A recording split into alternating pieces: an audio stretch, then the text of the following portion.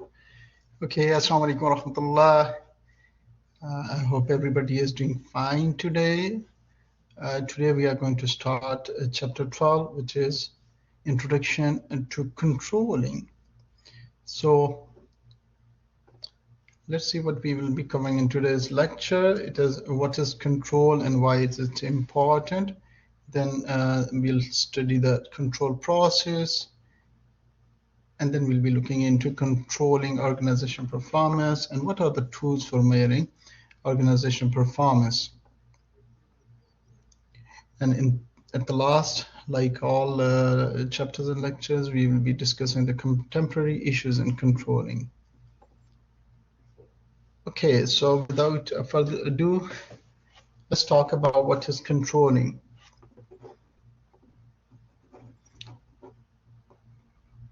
The controlling is basically the process of monitoring activities to ensure that they are being accomplished as planned and of correcting of any significant deviation.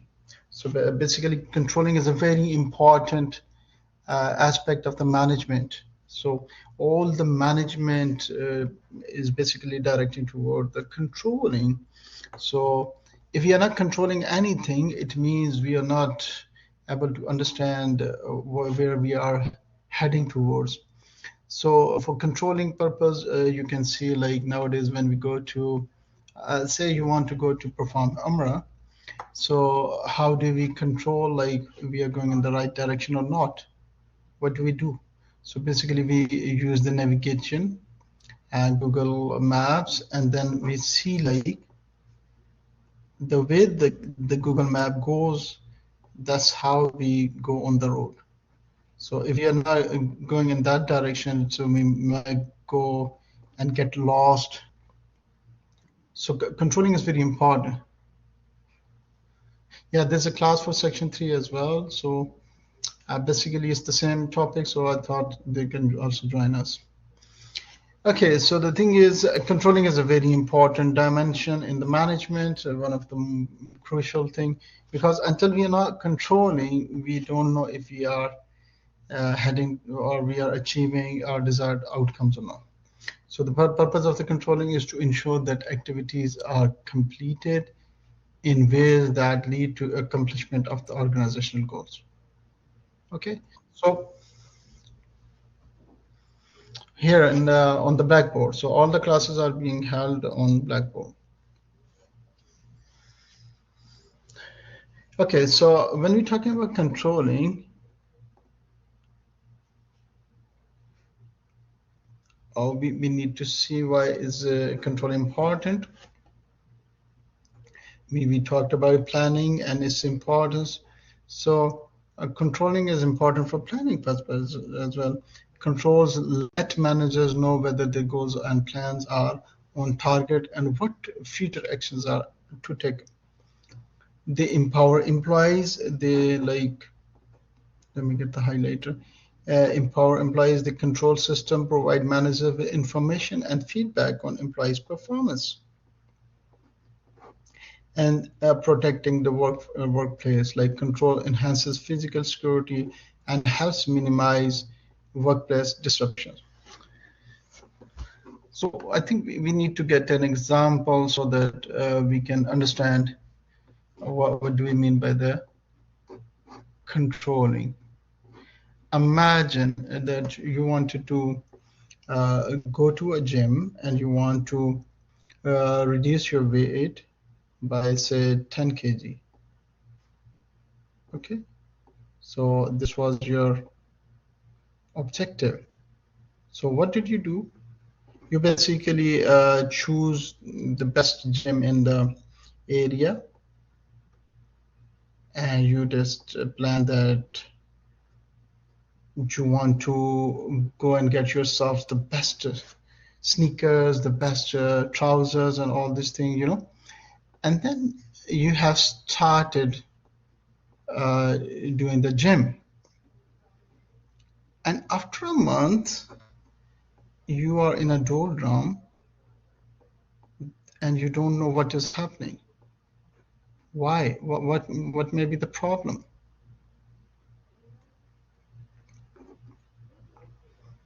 What can be the problem? What is the first thing we need to do? And I heard like there's most of the gyms, they do this practice, and that's why it's helpful for the controlling purpose. Actually, what happens is that you did not take your weight. So you must know what is your current weight, okay, and what is your targeted weight. Imagine your current weight is like 90 kg and you wish to go for 80 kg, okay? And now you have set yourself a goal of like say 1 kg that you are going to reduce in how many days? 1 month. 1 kg in 1 month. Okay, so now we have got a sufficient data to start with. Now after 2 months, if you have got like you got yourself the weight on the day 1, you know what is your weight, and now you know what you want to achieve at the end of the month. So that's why we need to get clear, exact information, and then it will give you motivation. So imagine if you are like whatever you decided on the day 1, and that's what you have achieved after like 1 month, like you are able to reduce 1 kg, and you are looking into the weigh machine, and you got your weight is 89 kg. It's good, isn't it? So you are right on your target. And imagine in the next month you are on 88 kg. That's exactly what you wanted to do. Then in the next month you were again on 88. You could not reduce the weight. Okay. Now you have to look into different dimensions. What is that I'm doing wrong? Even though you've been going to the gym. So probably you will look into the kind of diet you have been following, and that diet is negatively contributing towards your objectives. So you'll need to do some corrective actions, isn't it? So keeping this example in your mind, so we can proceed further, and we need to see like how these things happen in the workplace as well. Now again, read these 3 important dimensions. Now they will try to make sense to you. So what does planning do? It controls, let managers know whether their goals and plans are on target and what the future actions to take. So now this will make sense to you. So similarly in the companies, we have different objectives. Like we have, imagine instead of this 90 kg, we are talking about 90, that's going to be negative. So let's say our target is to achieve 120 million sales in 1 year. So that makes us to have 1 million sale in each month, isn't it? So we have to look on every month that are we achieving our sales or not. So if in 1 month our sale is little than as we were expecting, then we have to push our sales staff, push our efforts to get the target. How it empowers employees, it controls system, provides managers with information and feedback on employees' performance. So this gives us information if we are heading on the right direction or not, and then which employees producing how much sale, and then protecting the workforce, like controls enhance physical security and has minimized workplace disruption. So basically it's important for us to understand that overall what are the control mechanisms, how we should make sure that all the employees are coming on time, doing the dedicated tasks, and that's how we can ensure our performance is being achieved or not. So if you recall our initial chapters on the management, we talked about the management basically has 4 key functions. One of them was planning. So good managers, they are good planners. They are involved in organizing and leading, and the final is the most important and the crucial is controlling. So if you cannot control anything, you do not have an understanding of the standards, measurement, and comparison, or the desired action, then you are going nowhere. So imagine it's like, again, taking the example that you are going into a gym, but you don't know, like, either you are reducing your weight or not. It feels good if you're going to the gym, but how much weight we have reduced. So there must be a control mechanism, and same is important for the management purpose. So this is one of the reasons that this chapter is very important for you to understand that in our lives we must have goals, as we discussed in the previous class, and these goals should be measurable. They should be small goals, and so that we can measure those goals if we are achieving those goals or not. Okay, what is the process of planning? As you must have got an idea from the example, that the process of controlling is the measuring the actual performance and then comparing actual performance against the standards that we set, and then taking corrective actions. So linking it back with your objective to go to the gym, where you decided to decrease your weight or lose your weight from 90 kg to 80 kg over the how many months? Say 10 months. Okay. Now what would you be doing? So you'll see, like, after a month, what is my weight? So if your weight is like 89 kg, it means you are right on your target. But imagine if it's not 89 kg, then you'll have to take the corrective action. So if there is something wrong with the diet, or if you're not doing the right exercise or things like that, so you'll need to do those. Similarly, in a company, we also set a target, say 120 million of target that we want to achieve. After 1 year, it means we are just setting ourselves 10 million target every month. That's going to give us 120 million years. So if you are not achieving 10 million in every month, it means there is an issue, and we have to resolve the issue. We'll have to look into what is happening with the sales, why the customer demand has decreased, our marketing department is doing good, are we getting more defective products? So whatever the reasons are, we need to investigate and try to make the corrective actions. Otherwise, we will not be able to achieve the desired objective at the end of the year. And then there is going to be lots of problems.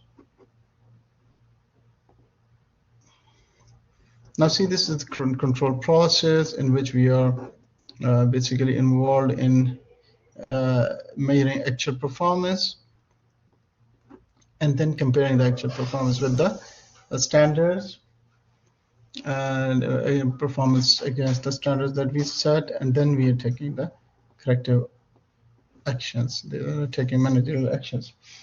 So these are very important. Corrective actions. They are taking managerial actions. So these are very important. So if we're not correct, we will not be able to achieve the desired objectives. And these all things are revolved around what they are revolved around goals and objectives of the company. So whatever the company wants to achieve, whatever their goals and objectives, they set their like performance indicators around that goals and objectives. Now, what are how we can measure, measuring how and what we can measure. So let's see, one of the source is the personal observation. So again, linking it back with your objective to go to the gym and try to reduce, lose your weight, you can look at your body and you can feel like, yes, there is something happening and I'm just becoming more smart. Okay, so observation is obviously a major dimension, a major parameter through which we can measure the performance.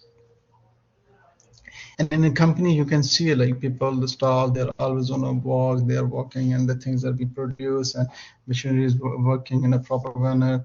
So everybody's coming on time and things. So you can observe that the things are moving in the right direction.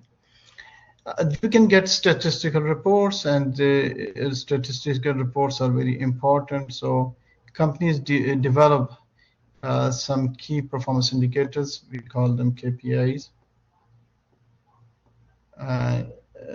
Key performance indicators. They help us to understand what is happening within the company. So basically, we set ourselves some standards that they must be achieved. If they don't get achieved, then there's going to be a problem at the end of the year. We can also get. Anybody would like to say something? We can also get it from the oral reports. Somebody's mic is open. I can see it's Muhammad Yasir. Your mic is open.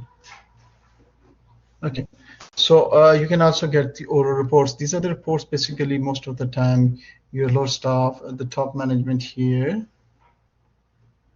they get these reports from whom? The first line managers or the lower staff. They might be the employees, they might tell to the managers, the managers might go and tell to the top managers that this thing is happening. So the machine is faulty, it's creating lots of problems, so we cannot catch up with the desired outcome. So the machine is getting heat up. So after printing like 2 hours, it stops for half an hour. Asir, you want to say something?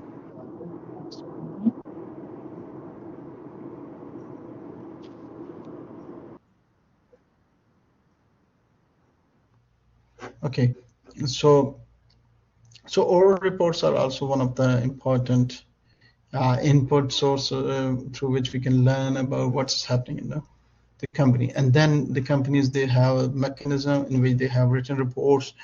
They are frequently done, and then these frequent reports are also shared with the top management. These written reports also provides a very important kind of input for the company to understand if they are going in the right direction or not. So what are the control criteria? So one is like if you want to see if our company is performing and it's gonna get the desired like targets, say it is 12 million at the end of the 12 million sales at the end of the year, then we can control whom? We can control employees. And another thing is that the budget, the amount of money that we are going to spend on, let me make this real. Let's try to make it real. That we dedicate for the output that we are looking for. So employees, what are the important things that we can learn about employees? First and foremost is their satisfaction level. If the employees are satisfied, they're definitely gonna be working very hard, and they would be achieve their goal. Please give me 1 second.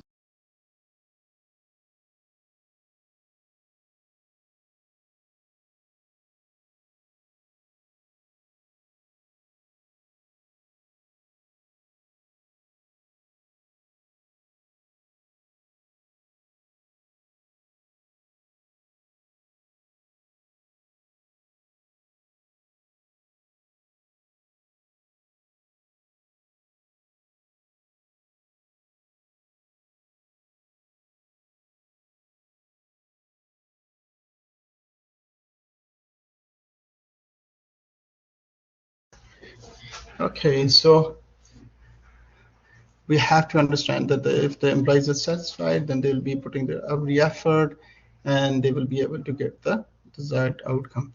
Then another indicator that can be very crucial is the turnover. So if we experience that lots of employees are joining in and then they're leaving the company, so when the employees are leaving the company, this is going to be a knowledge deficit. So there's lots of money that is being spent on employees hiring process and then training them and then making them to be useful for the company.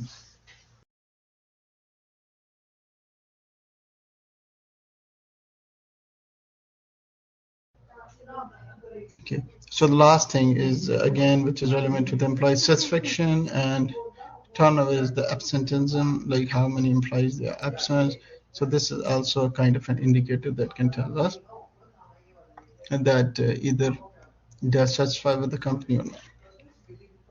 Another criteria that can help us is the budget of the company, how much we have cost, our costs are increasing over the period of time, and what is our output, is our output is increasing, and what is our sales. So our sales volume is also going to be defined, and that if we are working, if we are moving in the right direction. So sometimes you can create a good output, but there is no sales because the customer needs are not there or the customers are not satisfied. So basically, we have this two criterion. One is through employees, so we can control the employees, we can motivate them, and then we can control our money, and we can see like if it is being spent wisely or not. So this is very crucial for us to understand. Then there's a comparison. So obviously, when we set ourselves some targets, we compare them. Like as a student, you would make yourself some target that I want to achieve like 4 GPA in each semester.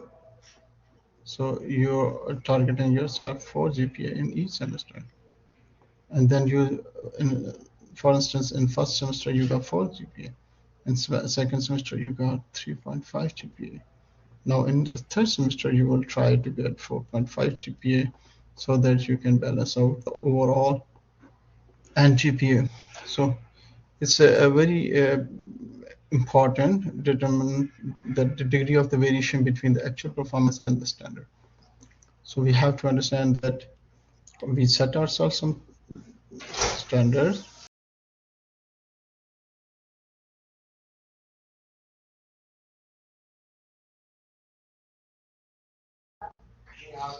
and then you compare this with the standard and how you are achieving the standard. So here we are higher than standard, here you are lower performance. So you'll see like, are you achieving the standard or not? So here we are less, here we are on higher. So the acceptance of the range of variance from the standard forecasted budget. So we'll have to look like what is the criterion that is acceptable or that is not acceptable. And then the size, large or small, and direction over and under the variation from the standard forecasted. So these are the two parameters that we'll be looking for. So let's see it in the next slides and we can explain it to you. Here we have like a standard that we set for ourselves. Okay, so again, take the example of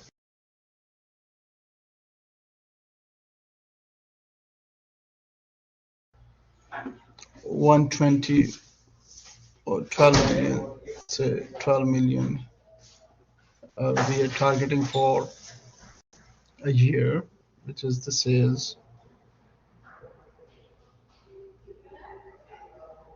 Okay, so basically what is our standard is going to be 1 million in each.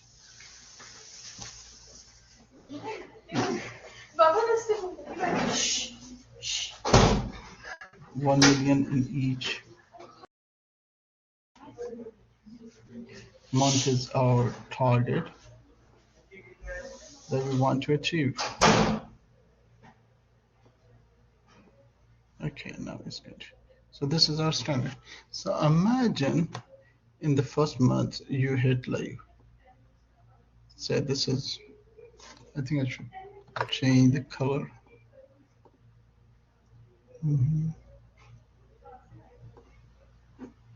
Here's the color, I guess. Red one. Okay. So on the first month, we got this. On the second month, we count here. And in the third month, we have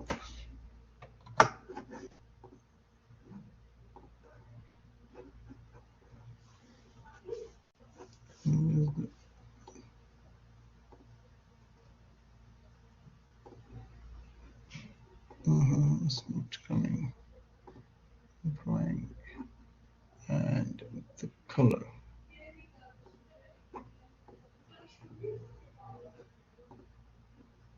Come on.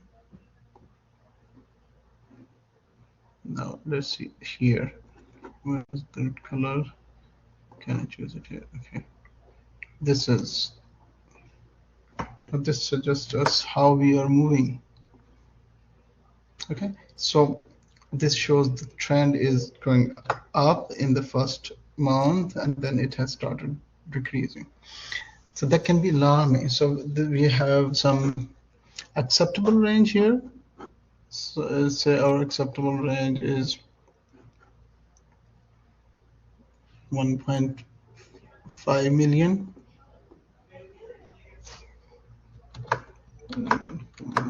We are not going to draw anything.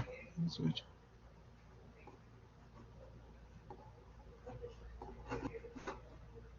Okay, so our acceptable range is 1.2. Our marker is not working, so we can type here.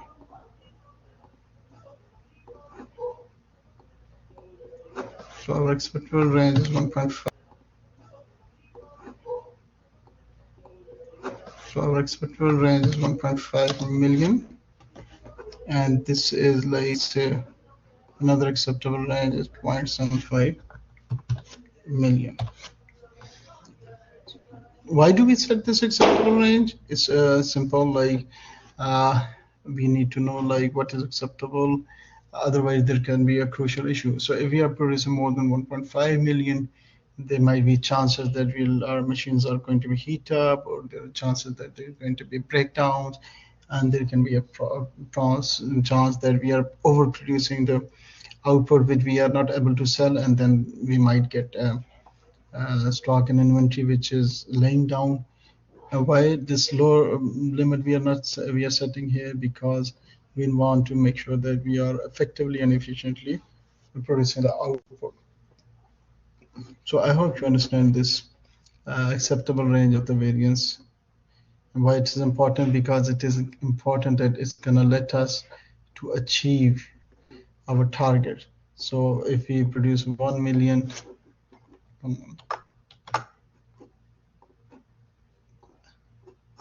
if we are achieving 1 million, is not giving me that this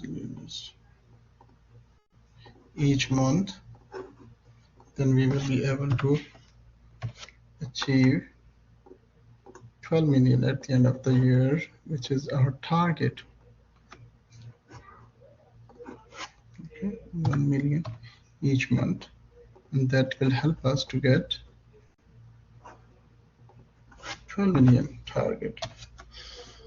So that's why it's very crucial for us to stay within the limits, stay within close to the standard. Okay, so the course of actions, when we see like there is a variance and we are not able to cope up with the target that we have set ourselves, so what should we do? One is the option is that doing nothing. So only if the deviation is judged to be insignificant. So if you are not very far away from your targeted standard, then you can just wait and see. For example, here,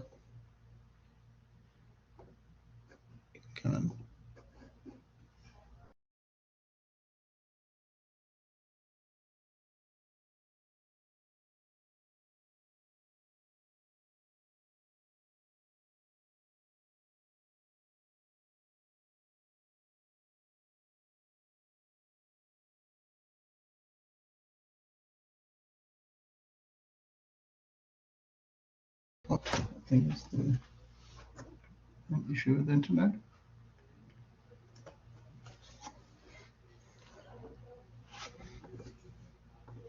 So here, like if you're not achieving the targets, what should we be doing?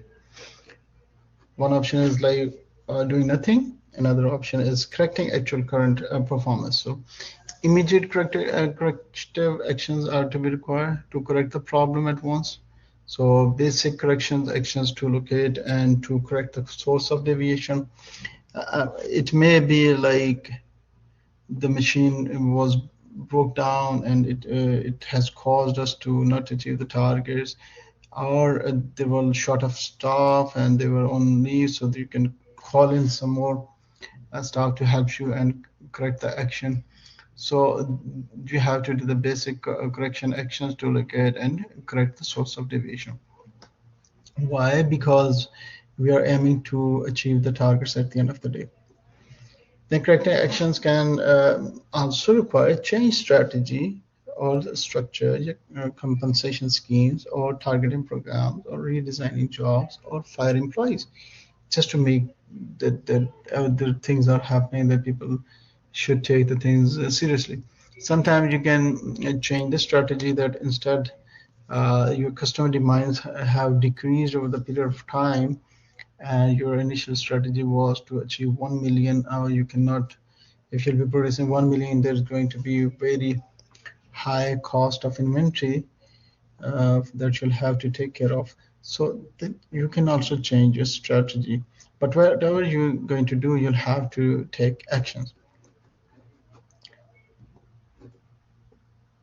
And what is the third option that we have got is revise the standards. So obviously, if our standards were too high or our standards were too low, then we can revise the standards. For example, see in this diagram, if you are hitting 1.5 million, and imagine you are just hitting 1.5 million or 2 million each month, so then you'll see like we do have the capability, we do have the employees, we can hit this 1.25 or 2 million target.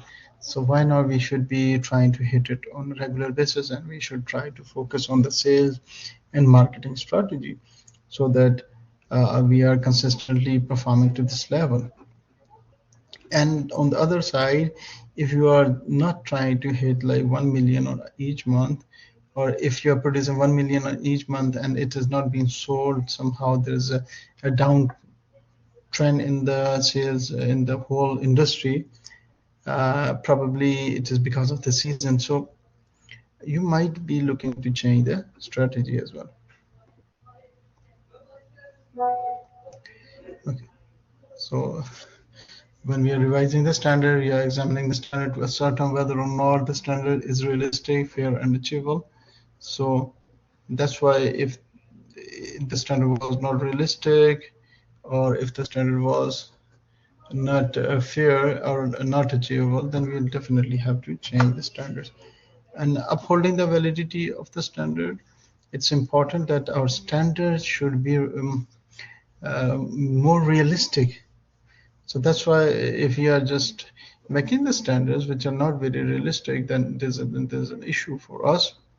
And then we need to address the issue, like why there is a problem and why we are not able to achieve the desired outcome that we are looking for. Another thing is resetting goals that are initially set too high or too low. So this is the crucial thing, that we understand that if our goals are too high, then we need to make them more realistic. So this is also one of the thing that is important for the businesses to understand.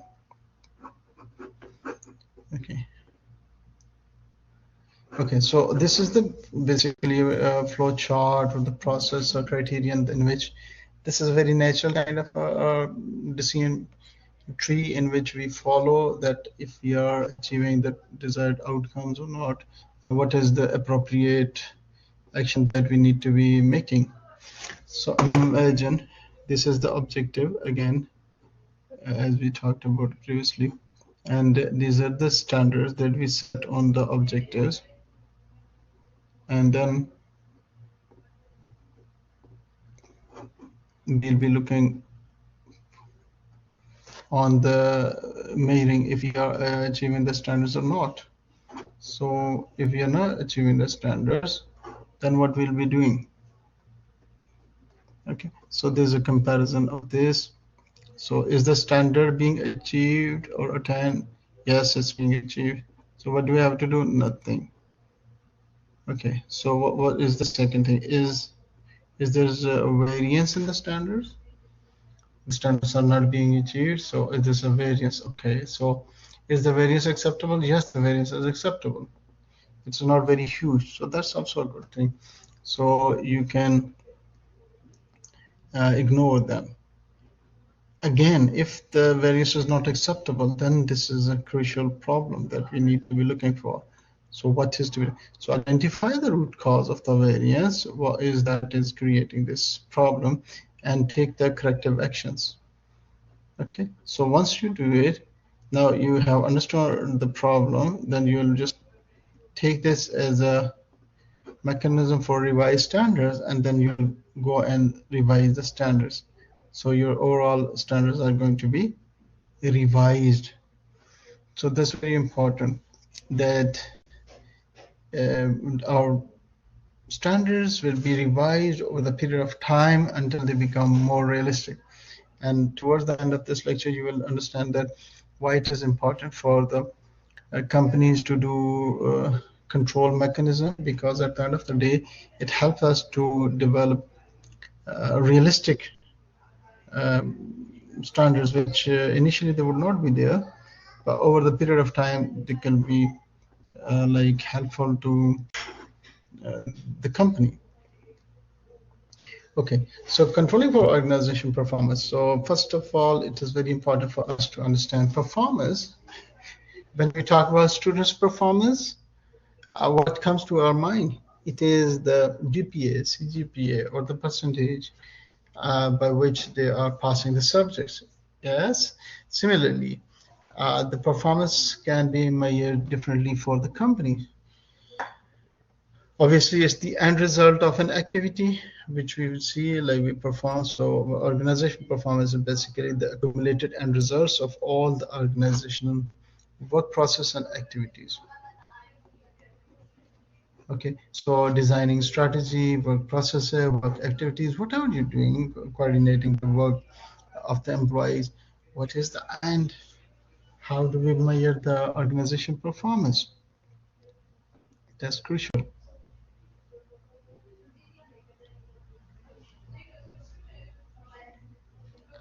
Let's move on to the next slide, and it will explain to you the criteria for the organization performance.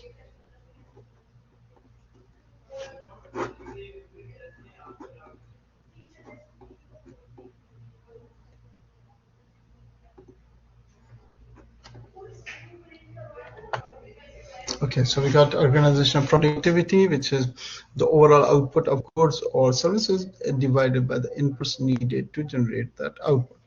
So output is obviously is the sales revenue that we look into the company, and inputs are basically the cost of resources, the material, the labor expense, and the facilities that we are using. So when we were, if you remember in the first lectures, we were talking about efficiency and effectiveness.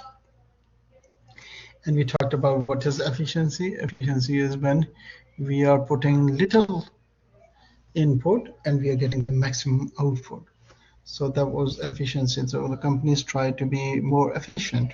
So ultimately, productivity is measured of how efficiently employees do their work. So the best use of their time and resources, the best use of the company's resources. So every penny counts in the productivity of the employees and how much efforts they are putting. Okay, so organizational effectiveness is basically measuring how appropriate organization goes and how well the organization is achieving its goals. So there can be a system resource model, which is the ability of the organization to exploit its environments in acquiring scarce and valued resources. So this is basically when the companies, they have first mover advantage and they are the pioneer in those innovations. So what they do is they just try to capitalize upon the resources. So when they get the maximum resources, they just try to occupy those resources so that nobody else can get those from this company. Okay, the process model is another thing. This is the efficiency of an organization's transforming process in converting inputs and output. So some companies, they just prefer to control the resources, others work on their processes. So how effectively and efficiently they are converting input into output, which we talked about, is called efficiency. And sometimes they go for the multiple constitutions model, the effectiveness of organization.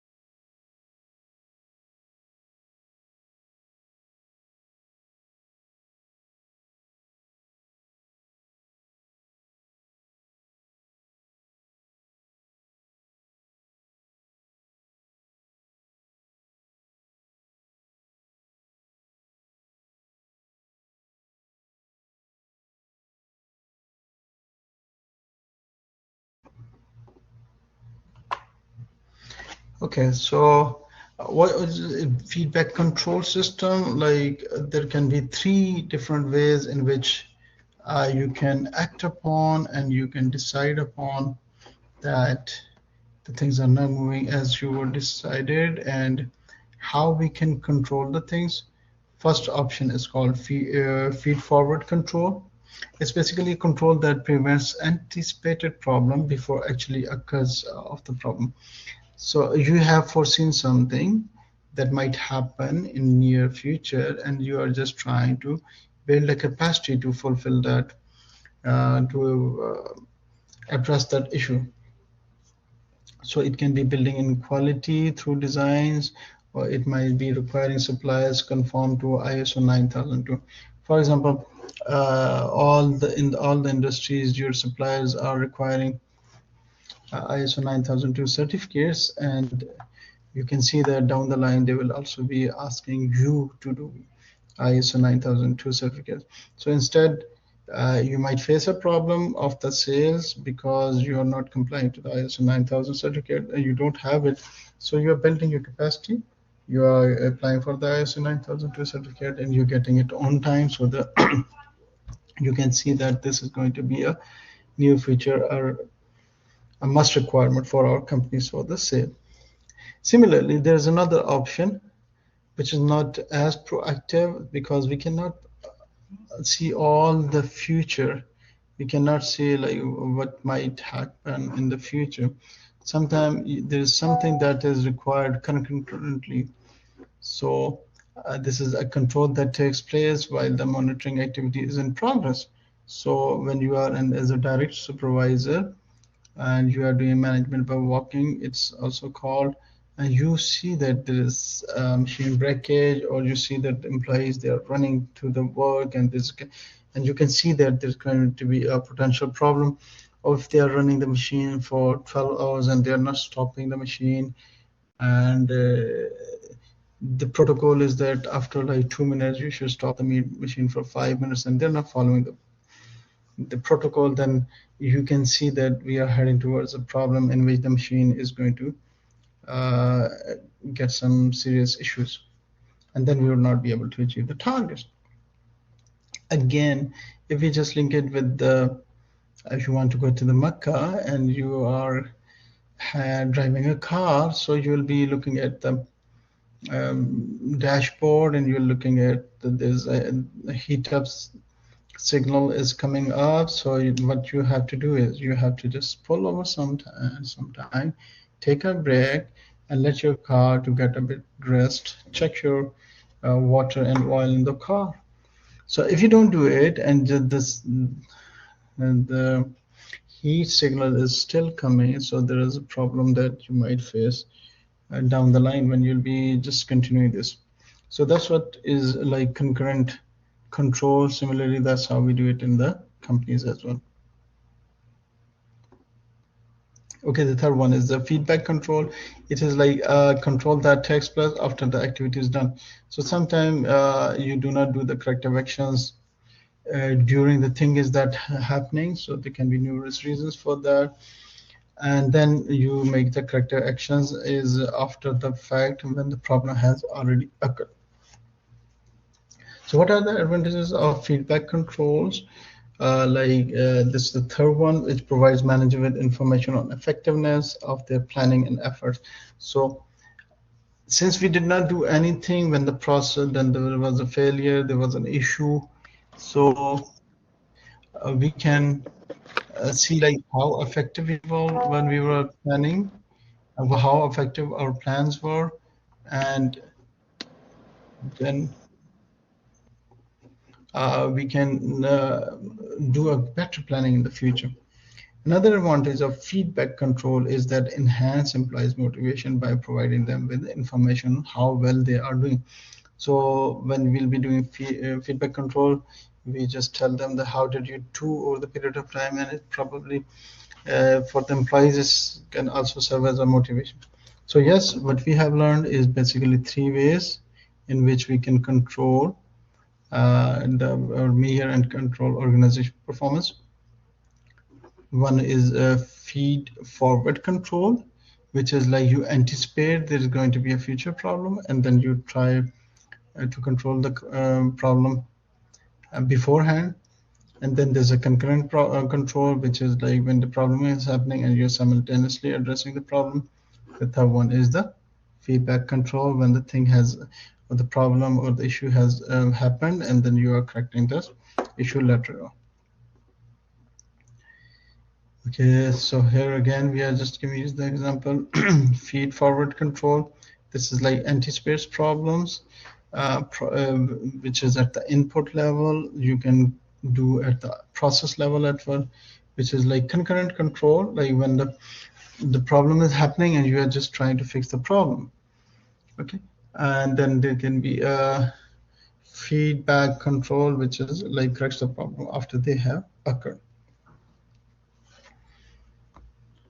So this is a natural process. Like if you'll be driving a car and you anticipate like I'll be going to be short of tank and I can't reach to the next destination, so this is the last petrol pump, I should stop here and get the petrol tank filled. So if you did it, that's like a feed forward, like you're anticipating that I might not be able to see a next petrol pump very soon. But if, for instance, you see like this problem has never occurred and there is like in future you will not be able to commit the same kind of a mistake that you have done. Similarly, for the concurrent, you can take the example like you see the car is getting heat up and you just stop it and you're just trying to fix the car. And the feedback control can be like your father is sitting with you and he saws that the car is getting heat up, but he is just quiet so that he can teaches you a lesson. So later on, when he finds that the car is heat up, so he tells you like, son, this is what you should have not been doing. This is how you should have been driving the car. So that is going to be a feedback control, the third option for the control. Okay, so we have financial controls as well. So since you are not the management student, so you'll not be finance students, you'll not be very much familiar with these controls, but these controls are very important and they can just tell us about how the company is performing. So there are typical ratios that we have in management that we follow most of the time. And these are very important ratios. So these are financial ratios in which we talk about liquidity. Like liquidity means how quickly we can fulfill the liabilities of the companies. And there are different ratios on the liquidity as well. The whole concept is when we are going to get like a liability to be fulfilled and how quickly we can fulfill that liability.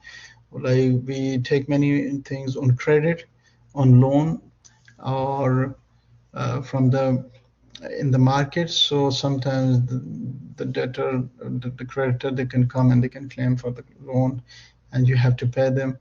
So its liquidity means like, do you have enough cash in hand or anything that is easily convertible to cash? That is basically called the liquidity ratios.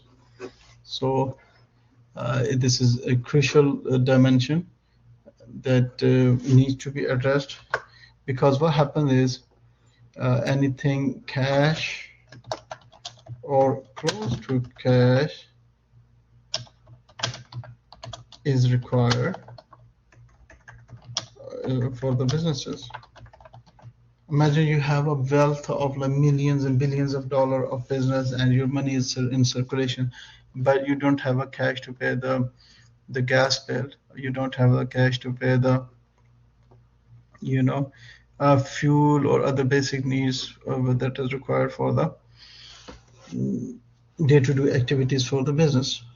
So that's very crucial. So that's why businesses, especially the startups and the young businesses, they die because they have so much expanded their wealth, but they do not have the liquidity, like what is the cash they have in hand, and how much the cash or anything else that is easily converted to cash they can have it in handy. Another thing is the leverage. This is another concept in finance in which we try to make sure that what is the combination of loan to the creditors. Okay, how much loan we have, and how much we have, we can and we can make benefit from this. I'm just trying to make it in a very layman kind of a language so that you can understand. So leverage is what happened is the most of the countries, and this is an accounting practice in which they allow the businesses to pay the loan and interest on the loan first, as compared to the go into the profit for the company. So many businesses, what they do is they take loan and they build their empire, and so they don't have to pay the interest to the taxes to the country. So they avoid taxes during the leverage, and then they just develop their own empire. Activity ratio is also similar to the liquidity ratio. That also tells us like how much we are have the cash or its equivalent, and how much we are able to pay to our creditors, and will we be able to do it on time or not. Profitability is obviously how much we are incurring profit, is the profit is acceptable or not. As I give you the example, like 12 million. If we have the 12 million sale, and if our profit is like 1 million, then we'll have to see like how much we can increase our profitability over the period of time. So we can also do the budget analysis. We can do the quantitative standards. We can like how much budget we'll set for our companies is 120 million, and then how we can convert this 120 million budget, and how this budget is going to be utilized over the period of time, and what is the deviation from the budget, and why it's the deviation, and how we can correct this deviation. Okay, so the companies, what they do is they create another mechanism or tool through which they just try to learn about the organization performance. So the idea is that if we are just limiting ourselves to the financial, and if we just see the financials, that the financials are going up, it's not the total understanding of the company. So probably the customers are not satisfied, and they are just bound to buy from us because there is no competitor. So as soon another company is going to join in, our customers might go there. So basically they have established a new mechanism to understand if the company is performing or not. And this is like one is the financial aspect that we already talked about. Another is like see if the company is how the customers see the companies. So if the customers are happy company, that makes a good sense that we are really progressing. But if the customers aren't satisfied, then there's an issue. Third one is internal processes. So all the big companies, they try to make sure the internal processes are so smooth and so supportive, and this can give a competitive advantage over your competitors in the business. And then this balance scorecard also gives importance to the people or the employees, how much they are innovative, how much there's a growth asset. So if the company is increasing its growth and through innovation and through its people, so it gives importance to the employees. So basically, balance scorecard is a concept in which uh, the narrow focus, which was already done by the management, which was always for the financial aspect. So it tries to balance out that no, financial aspect of the company is only one dimension. What about the customers? Are your customers satisfied? What about the internal processes? Are we improving our internal processes or not? Whatever the people, employees, whatever their innovations, and are they growing? Are they also learning and developing? So is this whole balance scorecard is intended to emphasize that all these areas are important to an organization's success, and there should be a balance among them. Okay, so what are the information controls? Purpose of the information controls as a tools to have managers control over the organizational activities. So managers need the right information at the right time and in the right amount. So that's why they design certain standards and certain key performance indicators that help them to learn about the company. So because there can be lots of information, but the company is only concerned they develop that key for indicators. So they just define some indicators. They are very crucial for them to understand to make the right decision. As if we take the examples of a car. So when you are driving a car, what are the key indicators that we all see that we can call them at KPIs? The dashboard gives us what kind of KPIs?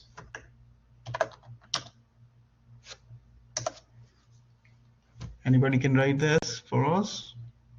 I need you to write down the KPIs that we look at the dashboard of the car. Speedometer, is it a KPI? What about the engine light? What else?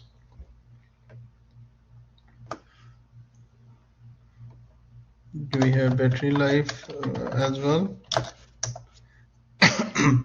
There's one more important thing that is about the gas or the petrol.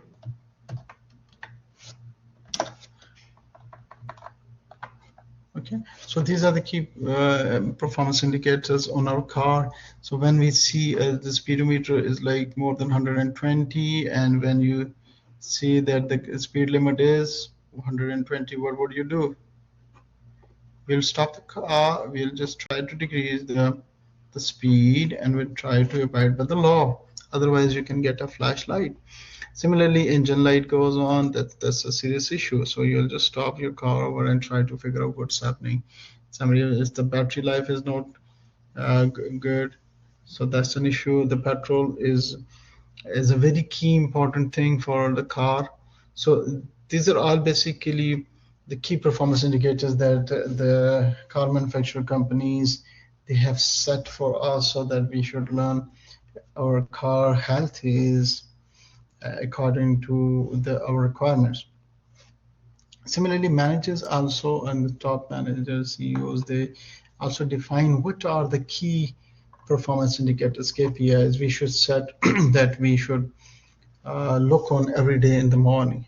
So like me, as I was the manager and directly in direct link with the directors, so they were very much important, and they were concerned to know like what has happened over the factory in the last 12 hours, because as a management we would leave like in the 5 p.m. in the evening.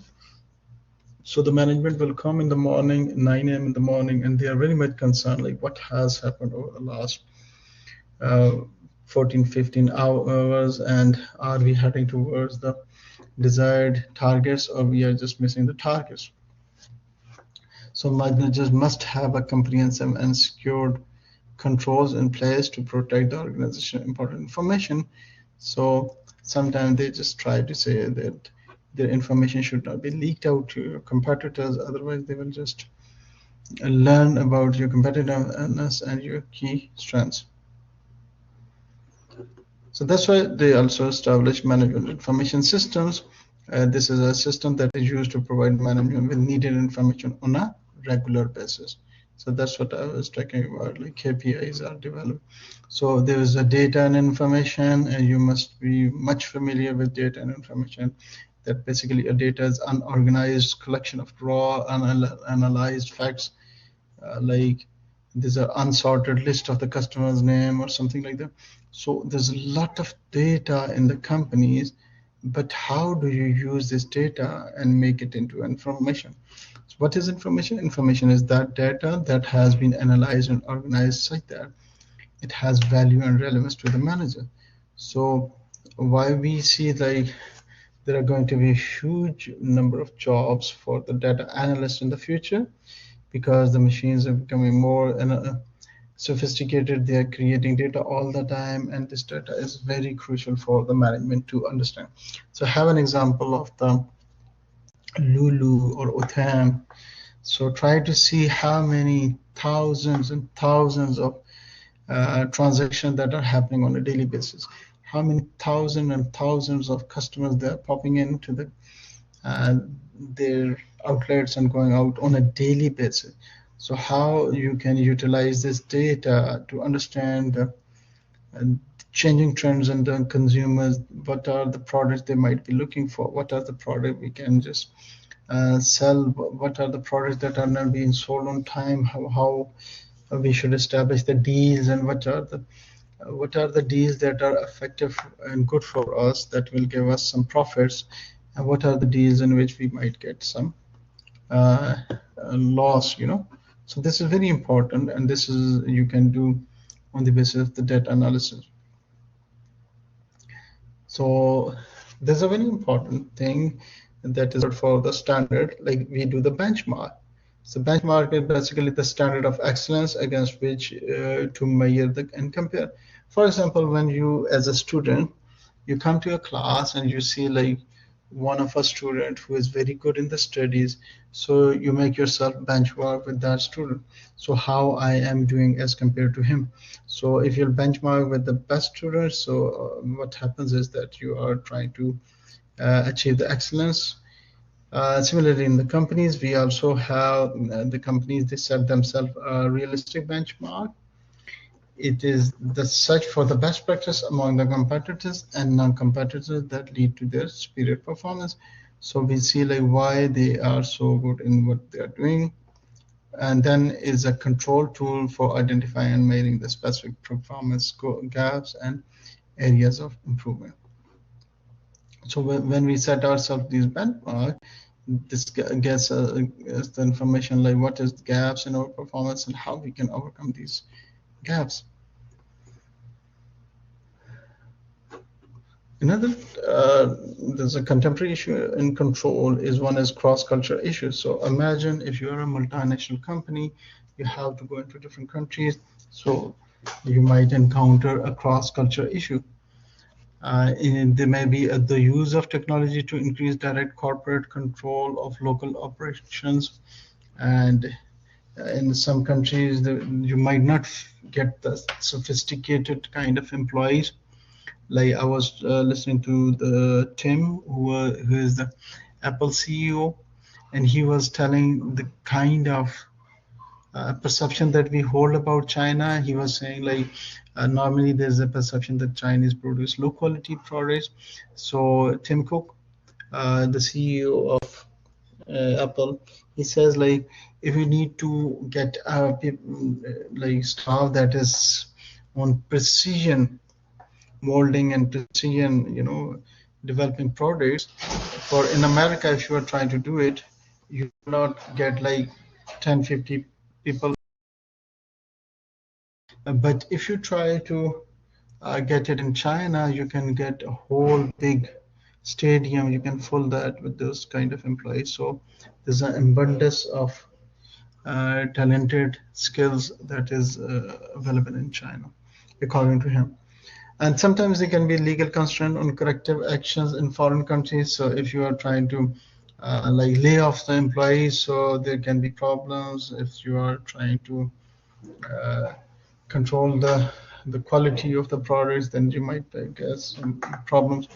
And there can be difficulty with comparability of data collected from operations in different countries. So yes, you cannot compare the data, like what is our sales, and if Lulu is comparing a sale with Bahrain or UAE or in Saudi Arabia, and how we compare this with the different countries and people, and their buying behavior can be different. Another is the workplace concerns, which is a crucial issue for the management. So workplace privacy versus workplace monitoring, how we can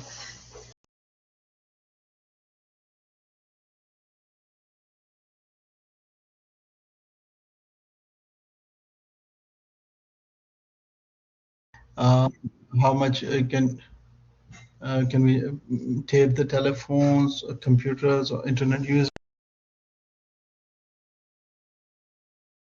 Anybody wants to ask a question? Then Thank you very you much. can. Sorry, come again. Thank you very much, Dixon. Okay, so I thought somebody raised a. Okay, so let me complete the slides and then we can ask the questions. Okay, so we can add internet usage, and then you might face a problem with productivity, harassments, and harassment laws can be different, securities and confidentiality, intellectual property protections. So there can be lots of issues that might you face as a multinational company. Employee theft, which is a very serious concern in multinational companies. We have seen this lots of in the UK as well. They call it stock shrinkage, like how the stock shrink. So there are lots of stock audits that are being done so that we can stop employees thefts. So they can also vary from country to country.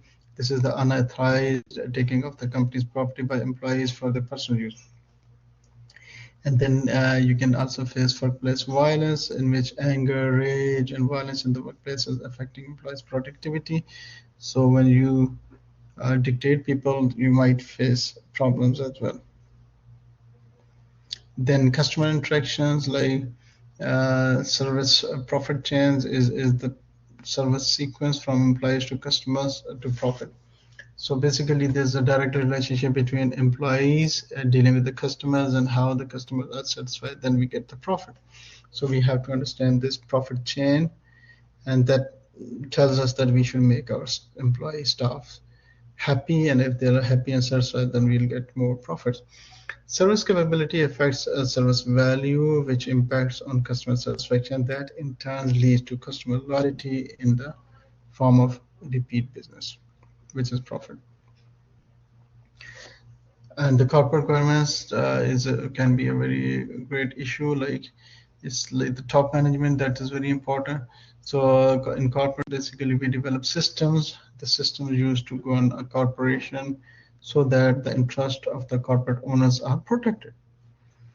There's changes in the role of the board of directors. Sorry.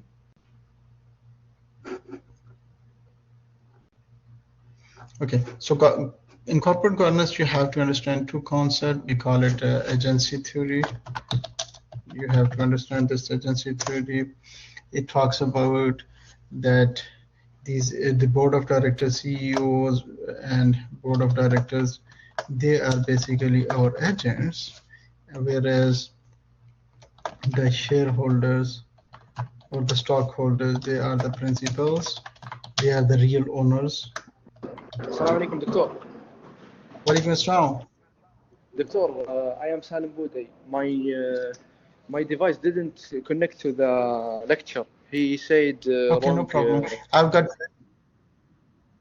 So I need to go right Yeah, now no because problem. I have to film with the university for a movie. No problem. No problem. No Can- problem. Take care. I've got you make- recording. You can take the recording. Can you make I'll me make you present? present, okay? Me and Abdullah Al-Hayz. Okay, tamam. We'll do that. Thank you. عوال أحد يذكره بالله لا Welcome. ينسى. Okay, yalla. Okay, so agency theory is important for you to understand that we, like anybody who has got the shares of the company, they are the real owner of the company, and then they hire agents, which are the CEOs, board of directors, and other directors. So the directors should work in favor of the shareholders, and they should increase the share value, they should increase the profitability. Agency theory suggests that most of the time, and sometimes the CEOs might work for themselves instead of for the company. Okay, so you have to keep this in your mind. So increased scrutiny of financial reporting is required by the government, and there can be more disclosure and transparency of corporate financial information, because we shouldn't keep a close eye on if our agents, which are the CEO, board of directors, they're working properly or not. There can be certification of financial results by the senior management, and then we can see like how they are working, because there can be lots of ethical issues then can happen, and we have seen lots of many ethical issues quite recent times. Okay, so yes, you are welcome to ask questions. We've got first question here. It's from Mohammed Ilyas. What happens if the company shares got low? Do they give employees more shares to match some price share at first? No, this concept is like sometimes they can be the other way around. Like the CEO probably, if his tenure is for 3 years and he did not earn the profit that was expected, but they just declared too much profit, and they just said that and then they can get the bonuses and all these things. So there is a need to make sure that they are giving the right kind of financial disclosures, and sometimes they might intervene into activities, for example, that helps them to grow their personal wealth as compared to the company. So one of the best practice for this is Ilyas. What they do is they also make them, instead of giving them bonuses in kind of cash and things, they make them the shareholders. So they give them an option in which they can get the shares of the company. So when they get the shares of the company, they are in like they have to work for the benefit of the company. So that is one of the way we can control. But there's a mechanism that is like corporate governance, in which the control, again, if you remember my lecture on the ethics, so we have already discussed it, like you cannot judge a person's ethics until he behaves, until he's caught. So that can also always be a challenging for the business all around the world. Anyway, anyone else would like to ask a question about today's lecture? We got like it's recording, so I might be uploading the recording so that you can go through it again. And I'm just trying to make it, just try to cover the whole chapter so that the whole chapter's recording should be available. We can do a follow-up on this chapter in the next class if you like. If you don't have questions, it's all clear. Elias, thank you. Mohammed, sorry, Mohammed. Anyone else? Okay, so we are done with today. Inshallah, see you in the next class. Take care of yourself. Ma'as salam.